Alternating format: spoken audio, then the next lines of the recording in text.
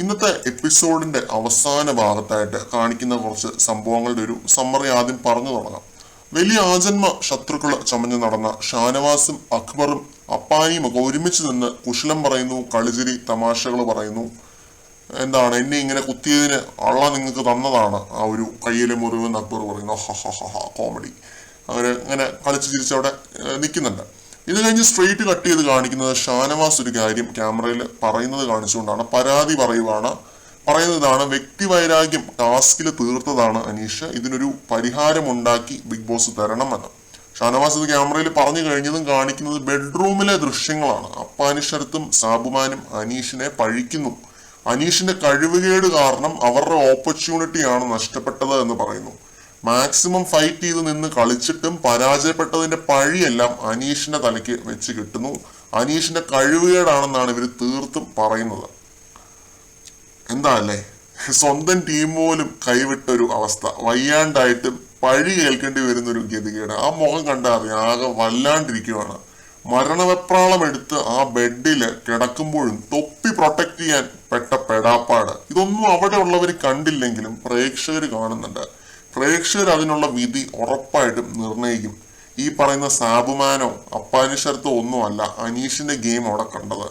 അപ്പാനിഷർത്ത് ഇതിനകത്ത് മറ്റേ കളി കളിച്ചോ എന്ന് പോലും എനിക്ക് സംശയമുണ്ട്. കാരണം അക്ബറിന്റെ ടീമാണല്ലോ ഈ ഒരു ടാസ്ക് വിജയിച്ചത്. സ്വന്തം ടീമിനെ തോൽപ്പിച്ച് ആ പഴി അനീഷിന്റെ തലയ്ക്ക് വെച്ചാൽ മതിയല്ലോ, പണി എളുപ്പമാണ്. അക്ബറും അപ്പാനിയും തമ്മിലാണെങ്കിൽ അങ്ങനെ ഒരു അണ്ടർസ്റ്റാൻഡിങ്ങും ഉണ്ട്. പ്രത്യേകിച്ച് പ്ലാൻ ചെയ്യേണ്ട ആവശ്യമൊന്നും അവർക്കില്ല. അപ്പാനി ഒന്ന് വിചാരിച്ചാൽ മതി, അക്ബറിനെ ജയിപ്പിക്കാം എന്ന് വിചാരിച്ചാൽ മാത്രം മതി. അങ്ങനെയും ആവാം കാര്യങ്ങള്. എന്തായാലും അനീഷ് ഈ ഒരു ഗെയിമില് ജീവൻ കൊടുത്ത് ആ തൊപ്പി പ്രൊട്ടക്ട് ചെയ്യാൻ ശ്രമിച്ചത് ഞാൻ ലൈവിലും എപ്പിസോഡിലും കണ്ടതാണ്. ലിറ്ററലി മരണവെപ്രാളം എടുക്കുന്നത് ഞാൻ കണ്ടതാണ്. അത് കണ്ട കാര്യം പറയണമല്ലോ. അത്രയും പേര് അവിടെ നിന്ന് പുള്ളിയെ അത്രയും ആക്രമിച്ചിട്ടും ഒരു പടി പോലും പുള്ളി വിട്ടുകൊടുക്കാതെ അവിടെ നിന്ന് പിടിച്ചു നിന്നു. എന്നിട്ടും എന്തോ പിടിവലിയില് ഇടയ്ക്ക് അറിയാതെ അവരുടെ കയ്യിൽ ആയിപ്പോയതാണ്, ഷാനവാസിന്റെ കയ്യിൽ ആയിപ്പോയതാണ്. എന്നിട്ട് എപ്പിസോഡ് എടുത്തു കാണിക്കുന്ന ഒരു സംഭവം, ശരത്താണ് കൊണ്ട് ആ തൊപ്പി വെക്കുന്നത്, അവരുടെ ഇതിൽ വെക്കുന്നത് ശരത്താണ് വെക്കുന്നത്. എന്തായാലും വേദലക്ഷ്മി, ഷാനവാസ്, അപ്പാനി, ആര്യൻ, സാബുമാൻ, ജിഷിൻ മോഹൻ, ഇത്രയും പേരായിരുന്നു അനീഷിന്റെ മണ്ടയ്ക്ക്. നിങ്ങളൊന്ന് ഓർത്തോണം, പുള്ളിയെ കൊണ്ട് പറ്റുന്നതിന്റെ അങ്ങേയറ്റം ശ്രമിച്ചു എന്ന് ഞാൻ നിസ്സംശയം പറയും ആ തൊപ്പി പ്രൊട്ടക്ട് ചെയ്യാനായിട്ട്. എന്നിട്ടും അത് അവർ എടുത്തു എന്നുണ്ടെങ്കിൽ അത് കഴിവുകേടല്ല, അത് അത്രയും പേരുടെ ഒന്നിച്ചുള്ള ഒരു കൂട്ടായ്മയുടെ ഒരു വിജയമാണെന്ന് വേണം കരുതാനായിട്ട്.